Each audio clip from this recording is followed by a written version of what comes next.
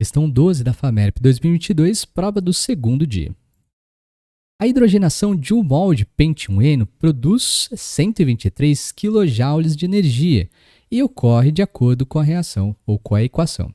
Ele mostra aqui para a gente a equação, então o pente-1-eno, perceba que ele é um composto que apresenta uma dupla ligação, então ele é um alceno, vai sofrer a reação de adição de hidrogênio, ou seja, uma hidrogenação catalítica, para a formação do pentano, que é um hidrocarboneto aqui saturado, apresentando então apenas ligações simples. O gráfico mostra o desenvolvimento da reação na ausência de um catalisador. Então nós temos aqui o valor X do patamar dos nossos reagentes, considerando, né, caminho da reação, caminho direto, reagente para os produtos. Nós vamos ter então aqui o pico máximo de energia de ativação, 200 kJ de energia, e chega então até a formação dos produtos em menos 176. Esse é o perfil do diagrama da reação não catalisada. Na letra A, então, dessa questão, ele pediu para a gente escrever a fórmula estrutural do isômero de cadeia normal. Cadeia normal significa dizer aquela que não é ramificada, do pente-1-eno, que apresenta isomeria geométrica. Isomeria geométrica, não se esqueça, também apresenta como sinônimo a isomeria cis-trans, né? Então é muito comum a gente confundir. A gente só pensa em cis-trans e quando se fala em geométrica, a galera dá uma travadinha. Falar em isomeria cis-trans é falar em isomeria geométrica. Falar então em geométrica é falar em cis-trans, beleza? E então, no mesmo item A, qual o tipo de isomeria plana que ocorre entre o pente-1-eno e o isômero que ele pediu para a gente desenhar aqui, beleza? Então, bora lá. Olha, se a gente for considerar, jogar aqui para cima, né, o pente-1-eno, então nós vamos ter o seguinte, eu posso deslocar a dupla ligação, ele está aqui no primeiro carbono, né, CH3, CH, posso fazer a dupla ligação aqui, CH, já foram 3 carbonos, então mais 2 faltam, CH2 e aqui CH3, beleza? Então nós temos 1, 2, 3, 4, 5 átomos de carbono e a dupla ligação encontra-se aqui no carbono número 2. Então nós temos o pente-2-eno. Beleza? Muito bem. Aí, agora, e se jogar mais um para um lado, né?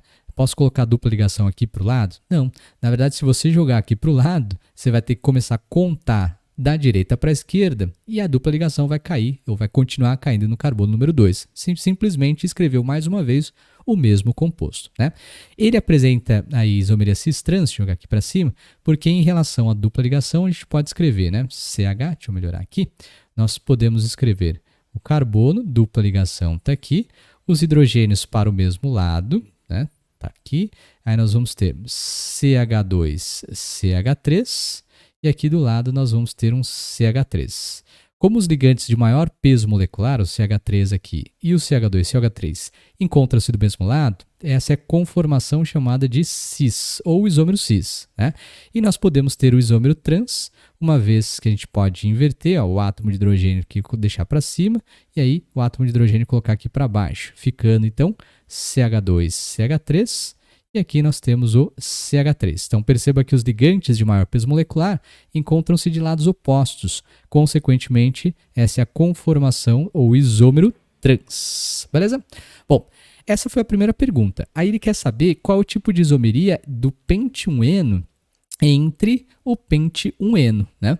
Então nós temos o pente-1-eno com o pente-2-eno, eles são isômeros de posição, beleza? Então, pente-1-eno, eu vou colocar aqui que eu fiquei sem espaço, ó, pente-2-eno e pente, aqui, 1-eno, eles são isômeros de posição. Toda vez que nós mudamos a posição de uma insaturação, de uma ramificação de um grupo funcional, desde que você não tenha esse grupo funcional como sendo um heteroátomo, eles são isômeros de posição entre si. Lembrando que isomeria de posição é um caso de isomeria plana, enquanto aqui nós temos... Nossa, esqueci a dupla ligação, agora sim.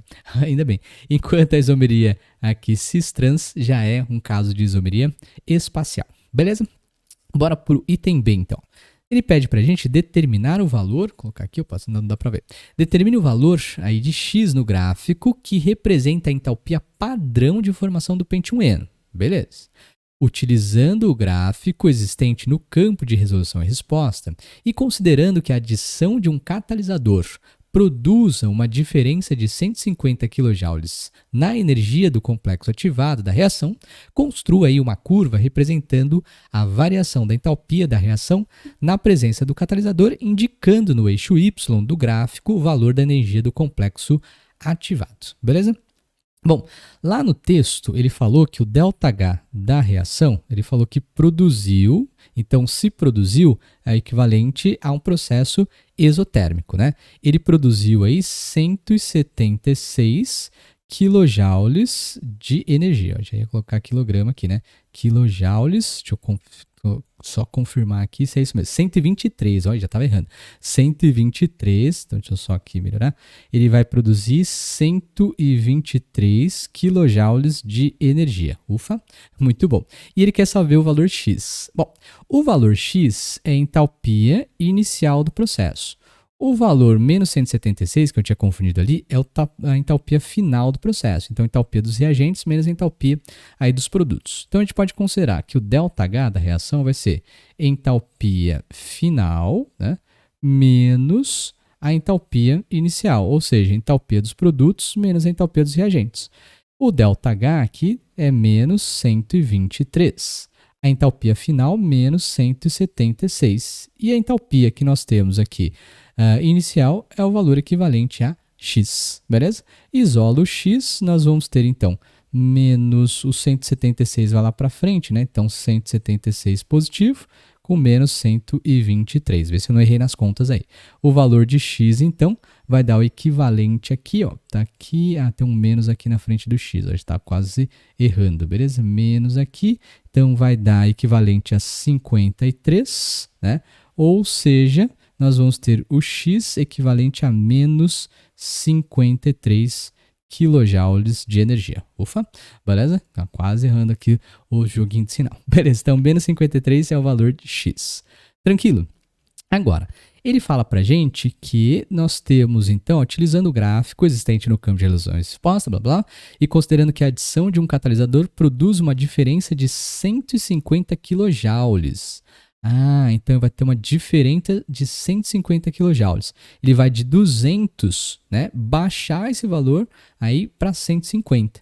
E ele quer que a gente descreva então esse gráfico, utilizando aqui, né, no campo de reação e resposta, o gráfico que ele forneceu. Então vou colocar mais ou menos aqui, o gráfico não está em escala, claro, não, porque imagina, menos 176 está aqui, o valor de X que a gente calcula é menos 53, então tá bem fora de escala, né? E então a gente vai ter aqui, eu vou colocar dessa maneira, ó, como se fosse catalisado aqui, o pico aqui, e aí ele vai chegar até os produtos, beleza? Ó, ele falou que tem uma diferença de 150 quilojoules, então aqui a gente vai ter o valor 50, né, nesse ponto, vai ser a nova energia de ativação dele, com o catalisador, então aqui com catalisador, e aqui em vermelho, na ausência do catalisador, sem catalisador, belezinha? Então era basicamente isso, só a gente descrever corretamente que ele vai baixar de 150 e descrever o gráfico para ele corretamente ali. Beleza? Ufa, questão trabalhosa, deu um trampinho bastante grande. Mas comenta aí se você achou essa questão fácil, média ou difícil. Até a próxima e última questão, questão número 13.